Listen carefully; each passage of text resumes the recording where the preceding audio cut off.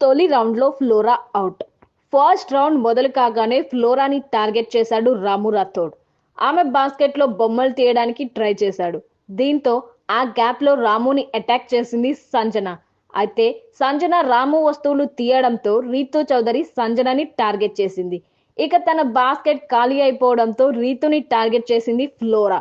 మీరు నా దగ్గరకొచ్చి వేస్ట్, మీరు బొమ్మతో వెళ్లరు అంటూ గట్టిగానే భయపెట్టింది రీతు. ఇక బయట నుంచి గేమ్ చూస్తున్న ఓనర్లు వాళ్ళది లాగేయండి, వీళ్ళవి తీసుకోండి అంటూ ఉచిత సలహాలు ఇచ్చారు. దీంతో రీతుకి కాలి ఫైర్ అయింది. నెక్స్ట్ టైం నుంచి మీరు స్పూనింగ్ చేయొద్దు, మీరు సపోర్ట్ ఇస్తే ఆడేవాళ్ళు ఎందుకు ఇక్కడ అంటూ రీతు కోప్పడింది. ఇంతలో రీతుని వదిలి తనుజని లాగేసింది ఫ్లోరా.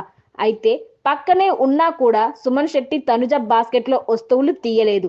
శెట్టి అన్న తీసుకో, విన్నర్ అవుతారు అని ఫ్లోరా చెప్పినా కూడా నో అంటూ మౌనంగా ఉన్నారు Suman Shetty.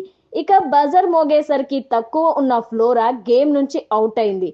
కొట్టాడంటూ Suman Shetty out. Flora out కాగానే వాలంటీర్గా సంజన కూడా గేమ్ నుంచి క్విట్ అవుతున్నా అంటూ చెప్పేసింది. దీంతో ఫ్లోరా, సంజన టెనెంట్స్ నుంచి మీరు ఎవరిని ఓనర్స్ గా చూడటానికి ఇష్టపడుతున్నారో వారికి మీరు సపోర్ట్ చేయొచ్చు అంటూ బిగ్ బాస్ చెప్పాడు. తర్వాతి రౌండ్ మొదలు కాగానే వీళ్ళిద్దరూ కలిసి సుమన్ శెట్టిని టార్గెట్ చేసి వస్తువులు తీయబోయారు. దీంతో డిఫెండ్ చేసుకునే భాగంగా సుమన్ శెట్టి చెయ్యి ఫ్లోరాకి తగిలింది. వెంటనే సంచాలక్గా ఉన్న ప్రియా అన్న కొడితే ఎలిమినేట్ అంటూ రూల్ పెట్టింది. ఆ వెంటనే సంజన చేతిని తీయడానికి సుమన్ శెట్టి కొట్టినట్లు ఇలా అన్నాడు. వెంటనే అన్న కొట్టారన్న ఎలిమినేట్ అంటూ ప్రియా చెప్పింది. దీంతో కోపమొచ్చి బాస్కెట్ ని తన్నేశాడు సుమన్ శెట్టి. తర్వాత రాముని టార్గెట్ చేశారు ఫ్లోరా, సంజన. దీంతో సంబంధం లేకుండా సంజనని ఆపడానికి వచ్చింది రీతు.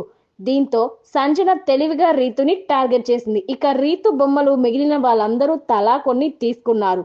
రీతు కూడా డిఫెన్స్ చేసుకునేటప్పుడు కొట్టినా సంచలక్ ప్రియ అవుట్ చేయలేదు. అది డిఫెన్స్ అంటూ ఫేవరిజం చూపించింది.